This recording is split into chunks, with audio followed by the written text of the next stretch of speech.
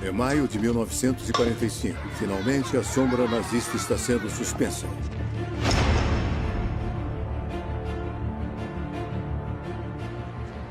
A guerra devastou o continente. Agora todos querem voltar para suas vidas.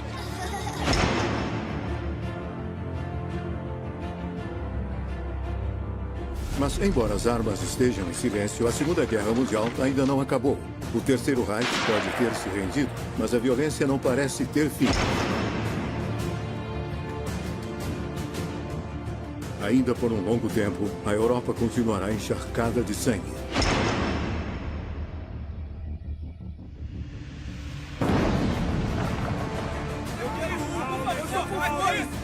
Mal baixaram as armas, outra guerra se aproxima.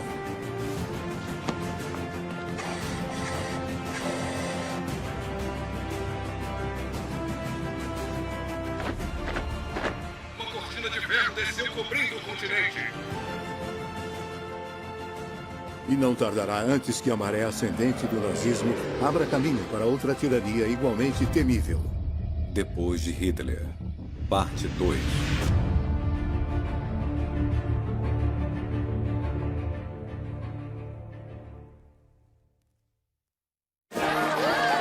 Depois de toda a alegria de 8 de maio de 1945, a Europa ainda está imersa na violência. As purgações estão custando a vida de milhares de vítimas.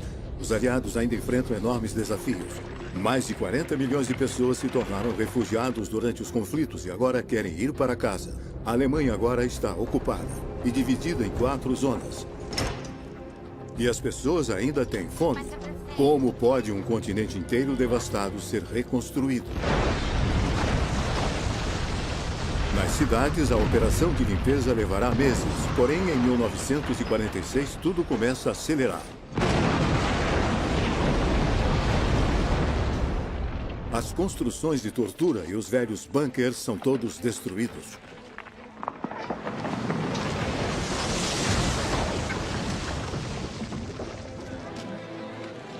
Às vezes, com uma ajudinha do zoológico.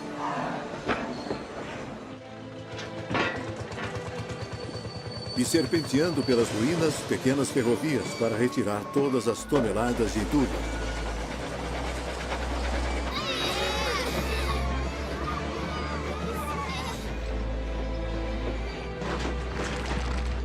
É um país das maravilhas surreal, uma terra de infância recuperada.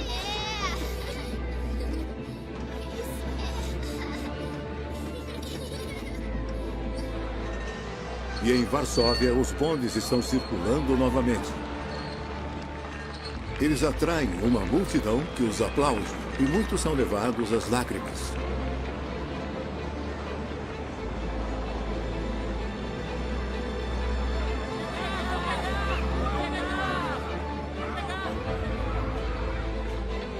Um jornalista polonês disse de seu país: "Para onde se olha, pode-se ver que o trabalho começou.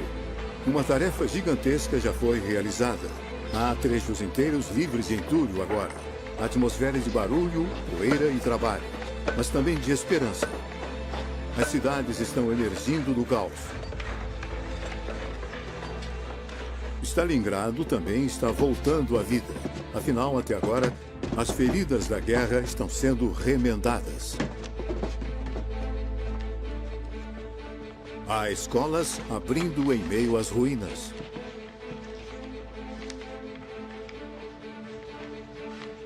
Em Berlim, as mulheres é que estão voltando para a escola. Já que a mão de obra é escassa, elas estão aprendendo a arte da alvenaria.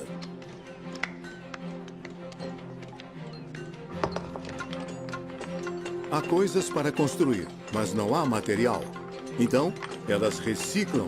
Elas limpam os tijolos velhos e os usam de novo.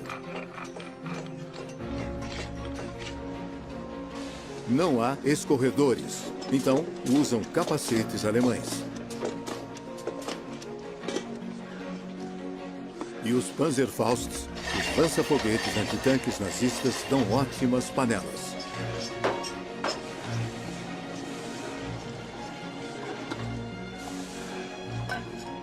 consegue mais milhagem desses pneus velhos na forma de solas novas para os sapatos.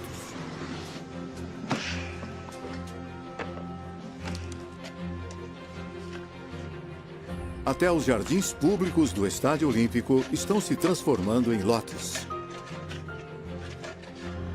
E o metrô já está funcionando de novo, iluminado por clarabóias improvisadas.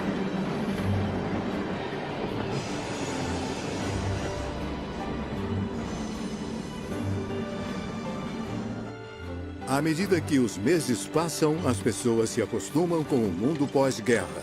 Pode passar. Berlim está aprendendo a viver com suas ruínas.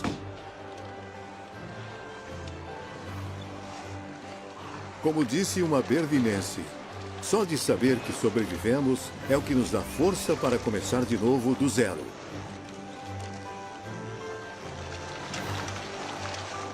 Largada. Levará mais de 20 anos para reconstruir tudo. Mas mesmo nos jornais, pode-se sentir o otimismo. É primavera em Berlim. As paredes podem ter sumido, mas dentro de casa a vida continua com grande calma e adaptabilidade. Estão até regando as jardineiras nas janelas. As crianças parecem bem, já que as ruínas são um grande playground. Aqui em Schönenberg, a destruição não consegue perturbar uma soneca idílica relaxando ao sol. Passeios românticos do parque também estão de volta para deleite dos casais. Só que todo esse otimismo esconde muitos problemas. Ainda há centenas de milhares de órfãos perdidos. Em Berlim, Roma, Nápoles e Milão, são pelo menos 20 mil crianças sem lar. E quase 1 milhão na Polônia. Na zona soviética da Alemanha, campanhas nos noticiários são lançadas para tentar encontrar suas famílias.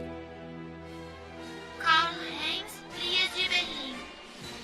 Rossstrahl de Hasselburg, na Prússia Oriental.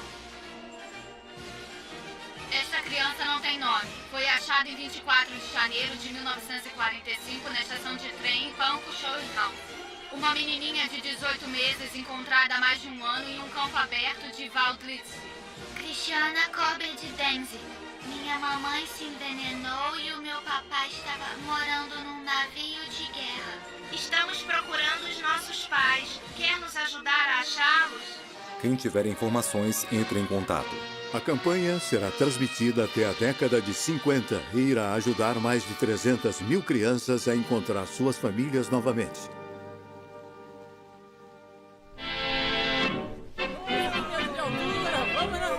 Nous avons passé par de durs moments, nous avons encore des embêtements, et dans le pays, bien des gens vous diront, ça ne tourne pas rond. Com o continente saindo lentamente das sombras, as pessoas estão ávidas para construir um novo mundo para aproveitar a vida ao máximo. Uma jovem francesa escreve: tudo o que representava uma novidade no pós-guerra causava um reboliço. Bananas, bilhetes de loteria, fogos de artifício, as pessoas corriam para a feira, para o circo. Tudo era desculpa para sair e se encontrar. Remarchera à brève échéance, il y aura du bonheur et le printemps reviendra.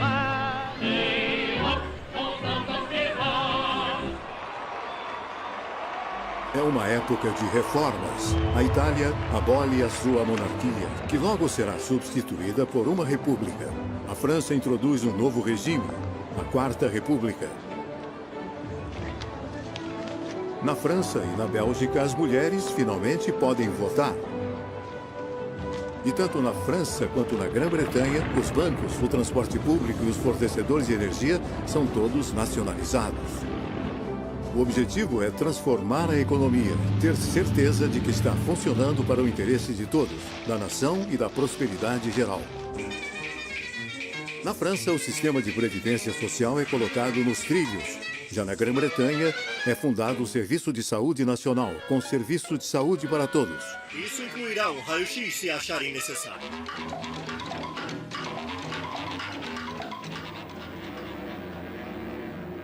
Tal foi a destruição que os arquitetos agora querem repensar cidades inteiras. Na Grã-Bretanha, para aliviar a tensão nas grandes cidades, uma lei de 1946 decreta a construção de novas cidades com novo planejamento.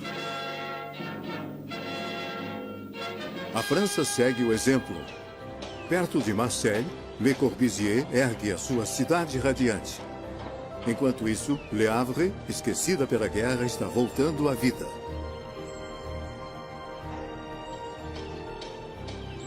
As coisas não vão voltar ao normal ainda por um tempo, mas a reconstrução começou.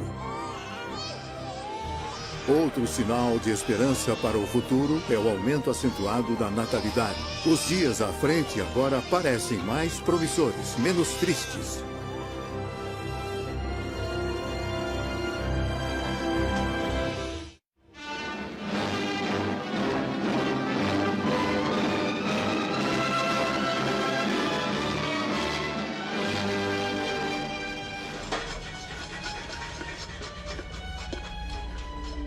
Também no Oriente, as pessoas sonham com uma vida nova. Mas lá, é Moscou que vai ditar as regras. Os estados do leste europeu foram libertados pelo Exército Vermelho. Então, na opinião de Stalin, estão sob seu controle. Para estabelecer seu poder lá sem causar problemas, sua estratégia é colocar comunistas em posições de poder. Na Polônia, na Tchecoslováquia, na Bulgária, na Hungria, os partidos comunistas estão pondo as peças no tabuleiro. Em silêncio, estão tomando todas as posições-chave. Justiça, os militares, política interna, em um maquinário do Estado cada vez mais repressivo. Em público, pelo menos, o único que parece alarmado com tudo isso é o ex-primeiro-ministro britânico Winston Churchill. Em março de 1946, convidado para falar em Fulton, Missouri, Churchill claramente condena a ameaça soviética que rapidamente passa dos limites. De Stettin, no Báltico, até Trieste, no Mar Adriático, uma cortina de ferro desceu cobrindo o continente. Só que ninguém está ouvindo. Os governos da Europa Oriental estão cegos para o perigo vermelho. Ainda são assombrados pela barbárie dos nazistas. Aos seus olhos, a Alemanha ainda é o verdadeiro inimigo. Na Hungria, Iugoslávia, Tchecoslováquia, Romênia e Polônia, os anos pós-guerra são o momento de um vasto acerto de contas antigas. E os alvos de tudo isso são as populações de alemães imigrantes. Podem ter acabado de chegar lá ou ter estado lá por décadas, mas de agora em diante são persona non grata.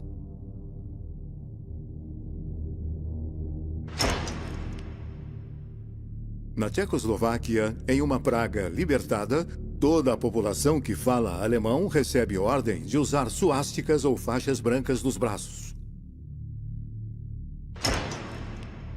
Estão proibidos de ir ao teatro, comer em restaurantes ou mesmo caminhar no parque. Estão sob toque de recolher também. E as autoridades tchecas vão ainda mais longe. Desprovidos de sua nacionalidade, muitos alemães agora são deportados. Há tantos refugiados que famílias inteiras são reunidas em acampamentos.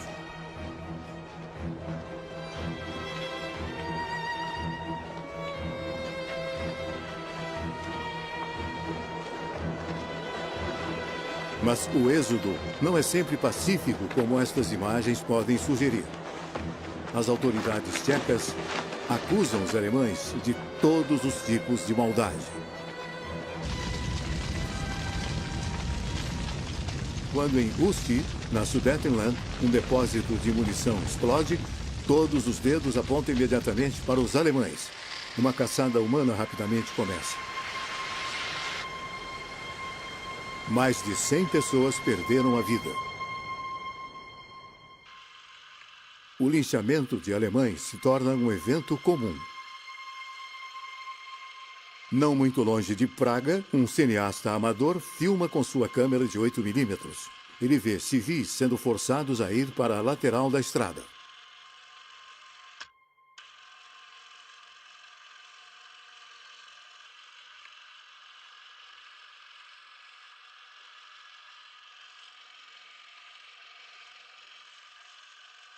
Milhares de alemães são executados assim.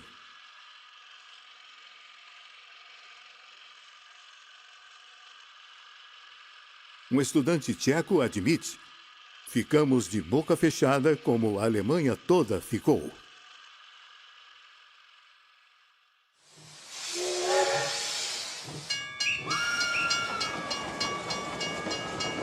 Mais de 2 milhões de tchecos de origem alemã foram expulsos para o deleite da imprensa. Adeus já vão tarde. Depois de 1000 anos, nossa terra expulsou os alemães pela primeira e última vez. Pela última vez, porque os alemães nunca mais voltarão.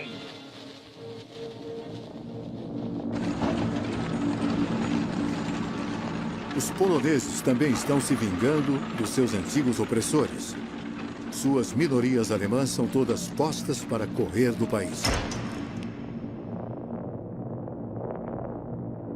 Antigos campos que não faz muito tempo eram dedicados a varrer os judeus do mapa, agora são usados para aprisionar alemães. Muitos deles morrerão lá.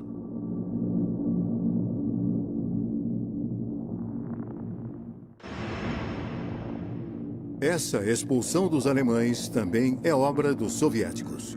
São muito gananciosos na vitória e se servem de um pedaço da Polônia. Para remediar isso, a Polônia pega parte da Alemanha e expande uns bons 200 quilômetros para o oeste. O mapa da Europa está sendo redesenhado.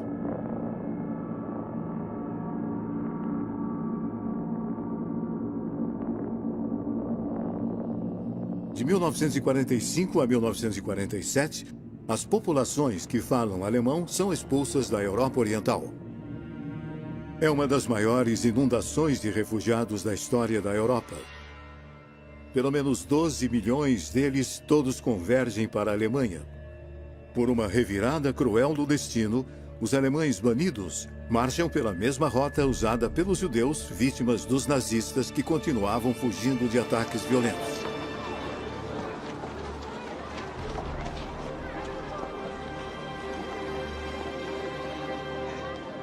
Como um coronel britânico diz, tendemos a considerar a Alemanha ocupada como uma lixeira para papel, com uma capacidade ilimitada para o lixo indesejado do mundo.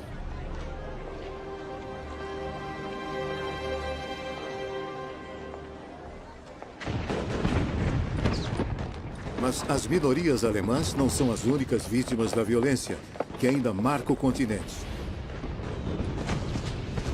A purificação étnica, o acerto de contas antigas, estão por toda parte. Como se a guerra tivesse feito desaparecer todos os códigos morais. Na Polônia, as milícias do nacionalismo estão dizimando as minorias ucranianas. Militantes ucranianos respondem, massacrando ou expulsando suas minorias polonesas. Na Iugoslávia, o Marechal Tito assassina os ustates croatas que colaboraram com Hitler em um reinado de terror.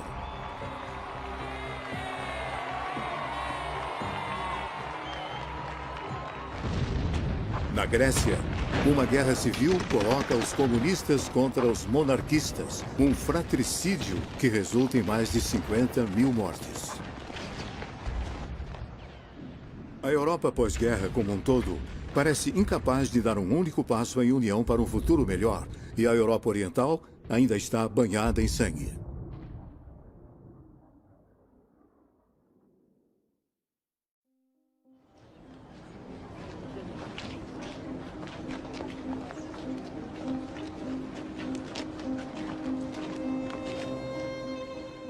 Em 1947, os prisioneiros de guerra alemães continuam a ser explorados pelos países vencedores.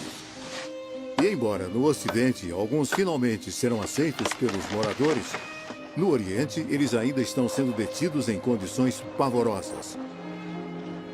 Os russos, ao que parece, nunca esquecem.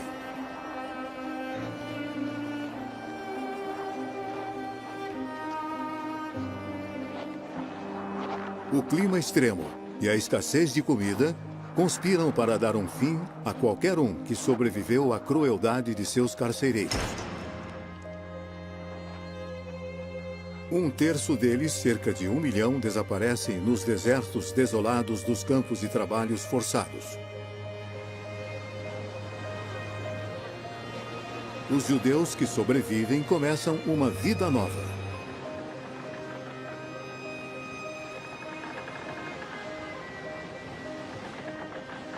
Muitos deles se juntam para a viagem para a Palestina, atualmente sob controle britânico. Quando partem, é em barcos clandestinos. Em 1947, uma banheira velha, rebatizada de O Êxodo, transportava mais de 4.500 refugiados. Mas a Marinha Real se recusa a deixar os judeus entrarem em sua terra prometida. Em vez disso, são transferidos para navios-prisão. O que é pior, os britânicos então os levam de volta para a Alemanha, onde se veem de volta aos campos de concentração. Há um protesto mundial. Uma vez que o escândalo perde força, a Assembleia Geral da ONU faz uma votação pela separação e para a criação de 2 estados, um judeu e outro árabe. Finalmente, os sobreviventes do Holocausto têm um destino. A Europa, entretanto, lava as mãos. O problema dos refugiados judeus é um caso encerrado.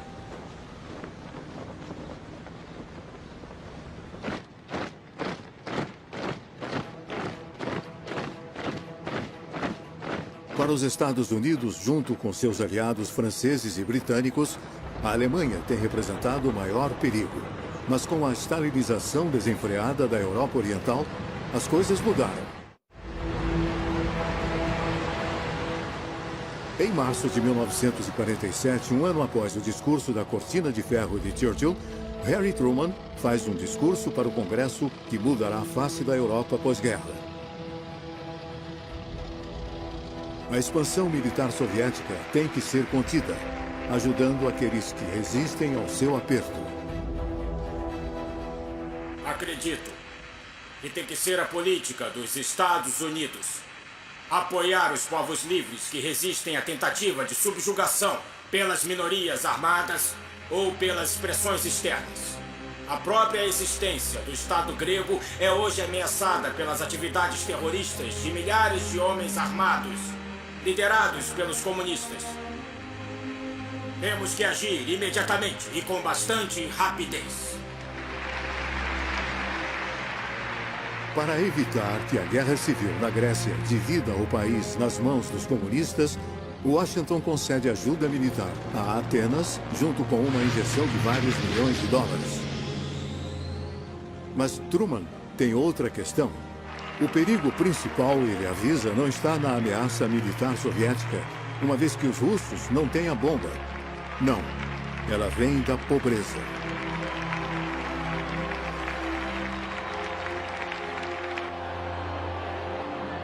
E em 1947, as pessoas estão exaustas. A economia ainda não está de pé. Na Itália, na França, milhões ainda estão precariamente abrigados e o pão ainda é racionado. Pão para os idosos, nossos 60%.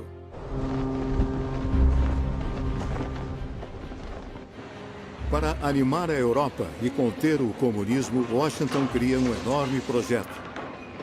O Plano Marshall. Seu objetivo é conceder crédito massivo à Europa para ajudar a sair do colapso. Matérias-primas e maquinário são despachados para o resgate do velho continente. Países Baixos, para a recuperação da Europa, fornecido pelos Estados Unidos.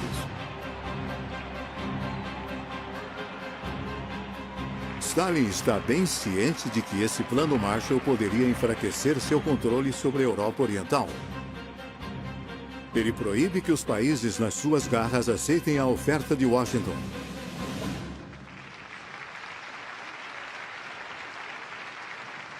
Para impedir o Plano Marshall e refrear a influência americana na Europa, põe suas cartas na mesa.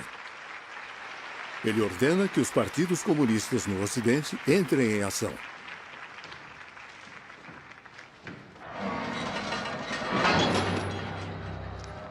As massas estão esgotadas e não precisam de muito convencimento para baixar as ferramentas. E com as palavras de Stalin em seus ouvidos, eles agora aceleram o passo.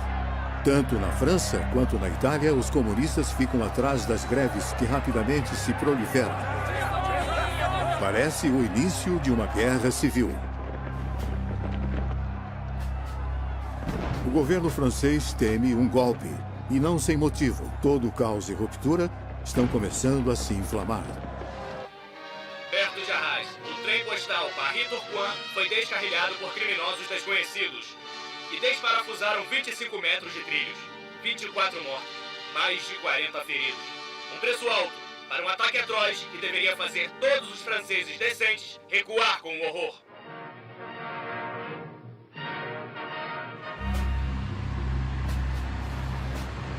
Em sua tentativa de conter a situação, o ministro do Interior socialista, Jules Bock, resolve endurecer. Ele convoca 80 mil reservistas e dá permissão para atirar. Numa questão de semanas, a ordem é restaurada à custa de algumas vidas. Mas os comunistas não conseguiram frustrar o Plano Marshall. Todos esses milhões do Tio Sam reiniciaram as economias do velho continente. Ajuda Estados Unidos, França.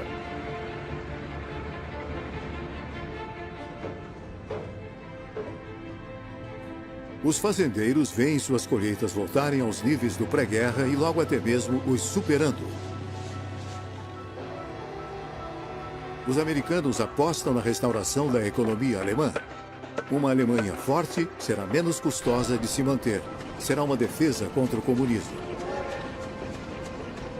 A prosperidade voltou.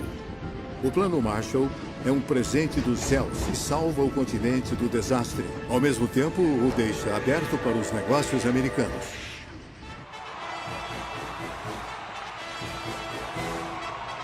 Stalin tem seus próprios planos para deter o capitalismo em seu curso. O nome do jogo é Fusão e Aquisição, feito em Moscou. O soberano do Kremlin encorajou os comunistas a entrar no governo, mas agora ele quer que eles erradiquem os outros partidos com os quais estavam associados. É o nascimento do Estado de Partido Único. Na Romênia, os conservadores são expulsos, a administração é purificada, 1000 magistrados são removidos e as eleições são fraudadas. Os comunistas agora estão no poder. O jovem rei Miguel é forçado a abdicar. Na Hungria, o primeiro-ministro Ferenc Nagy enfrenta os comunistas. Em junho de 1947, seu filho é sequestrado. Ele renuncia, paga o resgate e se aposenta nos Estados Unidos. 3 meses depois, na Bulgária, o duro líder do Partido Comunista Stalinista, Georgy Dimitrov, chega ao poder. Seu rival, Nikolai Petkov, é imediatamente preso e condenado à morte. Ele é enforcado em setembro de 1947. Enquanto isso, na Polônia, Stanislaw Nicolaichi, líder do Partido do Povo polonês, se pronuncia contra o Partido Comunista. Em outubro, ele teme por sua vida, e ele e a esposa buscam refúgio na Inglaterra. Eu não queria ser apenas um porteiro que seria morto, principalmente porque o meu partido não poderia trabalhar mais. Demorou alguns meses para Stalin fazer o que queria. Agora, ele tem quase toda a Europa Oriental sob sua bandeira. A profecia de Churchill se cumpriu. A cortina de ferro desceu, cobrindo a Europa Oriental.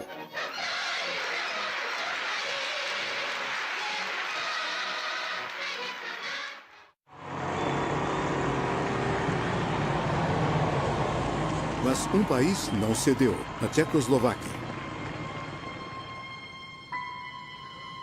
O presidente Edivar Benesch sempre tentou manter relações cordiais com a União Soviética. Defrontada com a oposição de Stalin ao Plano Marshall, uma delegação tcheca vai para o Kremlin para tentar fazê-lo mudar de ideia. Mas em vão. Na volta, o ministro do Estrangeiro, Ian Masaryk, diz: "Eu saí para Moscou como ministro de um Estado soberano. Estou voltando como um boneco do Stalin."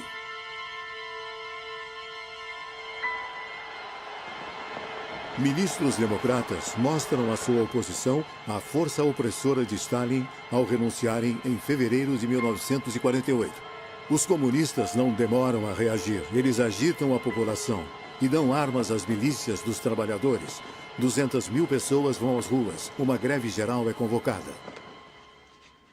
Para evitar uma guerra civil, o presidente Benesch não tem escolha, além de aceitar a formação de um governo de maioria comunista liderado por Klemen Gottwald, secretário-geral do Partido Comunista Tcheco. É um golpe de Estado. Hoje nós não somos mais órfãos. Somos membros de uma grande família eslávica. E a União Soviética é a cabeça. Uma força nunca vista neste mundo e que ninguém irá derrotar.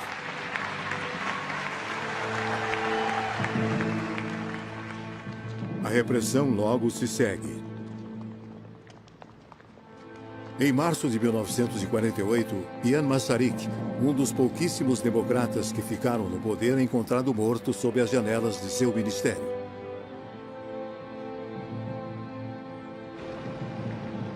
Será que foi suicídio em protesto ao golpe comunista? Ou foi assassinato?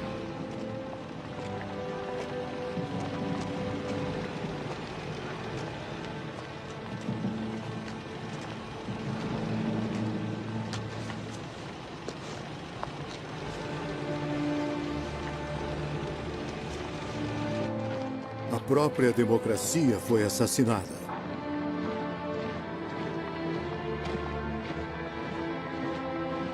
Os comunistas agora mandam em tudo. O presidente Benesch morre alguns meses depois.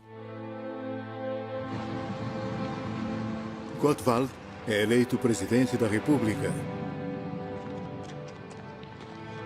A Tchecoslováquia também desaparece atrás da cortina de ferro.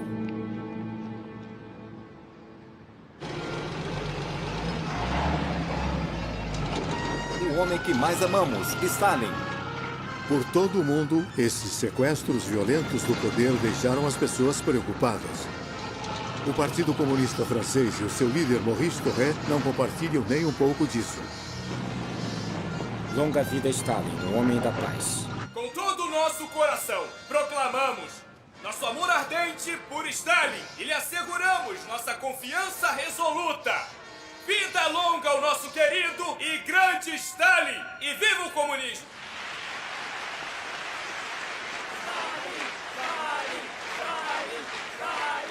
O golpe de Praga, no entanto, não ficou sem consequências. Com os soviéticos tão gananciosos, uma coisa agora é clara. Não é mais possível co-administrar a Alemanha com a União Soviética. Combinando suas zonas de ocupação, o Ocidente considera a criação de uma Alemanha Ocidental independente, sob a proteção de Washington.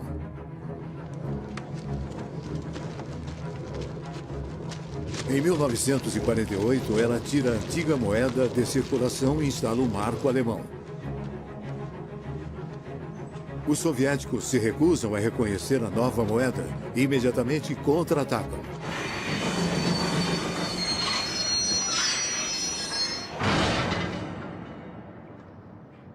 Em junho de 1948, começam a cortar todas as rotas de suprimentos para Berlim Ocidental.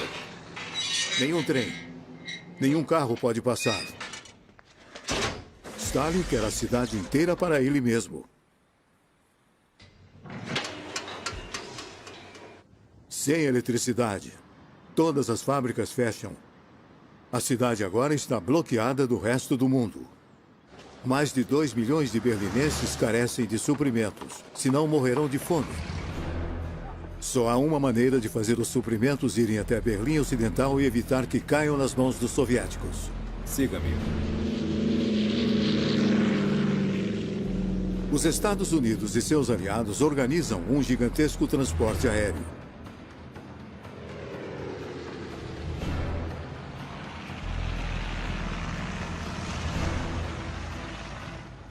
Centenas de aviões lançam alimentos, equipamentos e matéria-prima: trigo, carvão, gasolina, remédios. Milhares de toneladas por dia passam bem debaixo dos narizes dos soviéticos. Pela primeira vez, o Ocidente está abertamente confrontando o Oriente. Muitos observadores veem essa crise como o prelúdio para uma terceira guerra mundial. Os aviões deslizam tão baixo sobre os edifícios que acontecem acidentes terríveis.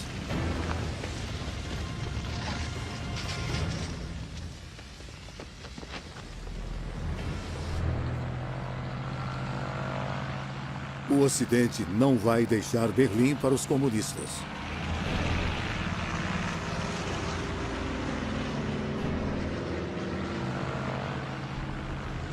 Este ato de solidariedade é rapidamente aproveitado pela mídia americana.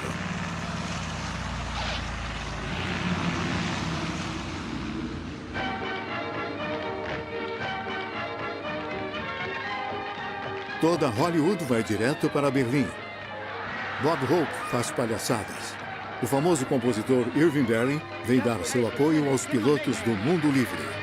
Operation Vittles, we'll soon be on our way, with coal and wheat and hay, and everything's okay. Operation Vittles, as in the sky we go, we won't forget to blow a kiss to Uncle Joe. Há apenas 3 anos, bombardeiros aliados estavam acabando com Berlim. Hoje estão alimentando-a. As pessoas se alinham nas pistas e berram para os pilotos: não nos abandonem. Se perdemos nossa liberdade, nunca mais a recuperaremos.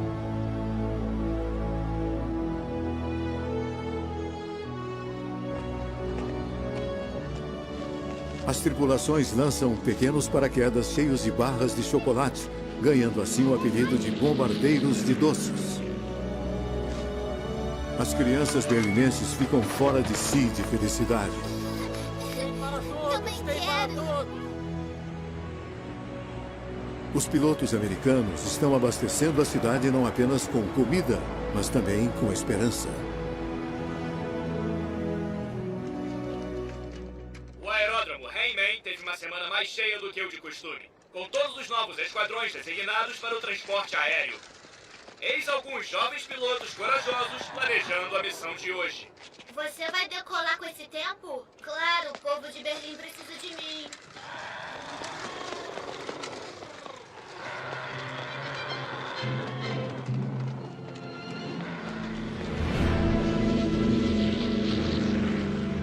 O bloqueio se arrasta por 11 longos meses. Durante esse tempo, 278 mil voos aliados abastecem a cidade com o necessário para sobreviver.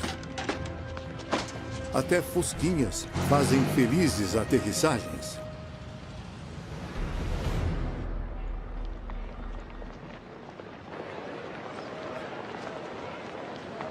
Nos céus, a batalha continua, mas as coisas estão esquentando em terra também. Em 6 de setembro de 1948, os comunistas tentam tomar todos os prédios oficiais. 3 dias depois, um protesto em massa de 300 mil pessoas se reúne em frente ao Estádio Olímpico. O prefeito Ernest Reuter diz em voz alta o que todos os berlinenses pensam em seu coração. Povo do mundo! Povo da América! Da Grã-Bretanha, da França, da Itália! Olhem para essa cidade agora e admitam que não podem abandoná-la, nem o seu povo podem abandoná-los. Vocês não podem abandoná-los. Vocês têm que cumprir seu dever de cidadania mundial.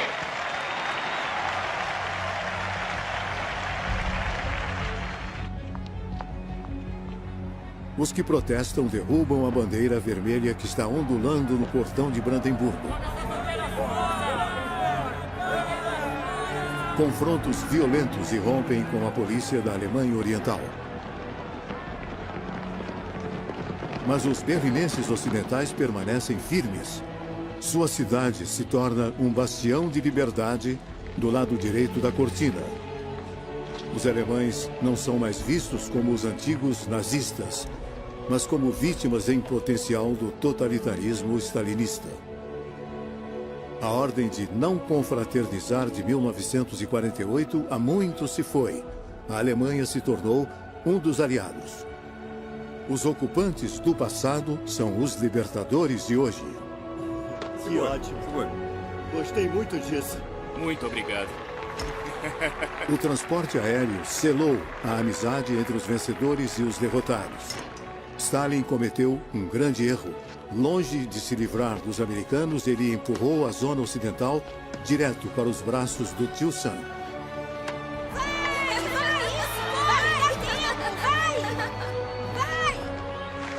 O bloqueio leva o Ocidente a entrar em uma aliança defensiva. Desta vez não contra a Alemanha, mas contra a União Soviética. Em 4 de abril de 1949, 12 países se tornam Estados-membros da OTAN.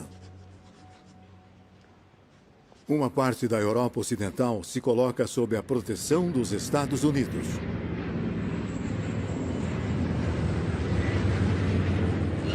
O bloqueio é suspenso.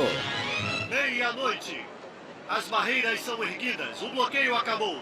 O trânsito agora recomeça nesta rua fechada por 10 meses. Stalin suspende o bloqueio em 12 de maio de 1949. Tanto pessoas como bens agora têm passagem livre entrando e saindo da cidade. Nas ruas, todos estão vibrando. Ainda estamos vivos, gritam eles. É uma vitória para o bloco ocidental e um grande alívio para o povo de Berlim. Alguns dias depois, uma Alemanha Ocidental democrática nasce no território das 3 zonas ocidentais, a República Federal da Alemanha.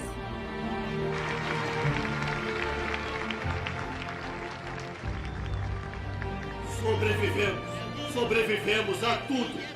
Mas o ogro do Kremlin ainda não acabou.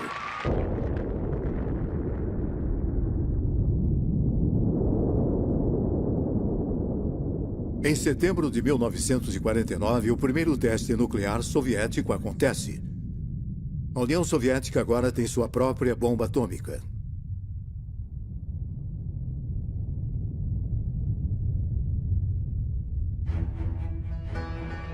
Um mês depois, em outubro, nasce a RDA, a República Democrática da Alemanha. Uma Alemanha comunista do lado soviético da cortina, com suas próprias instituições e sua própria polícia política, que revive lembranças desagradáveis. Os nazistas deram lugar ao perigo vermelho.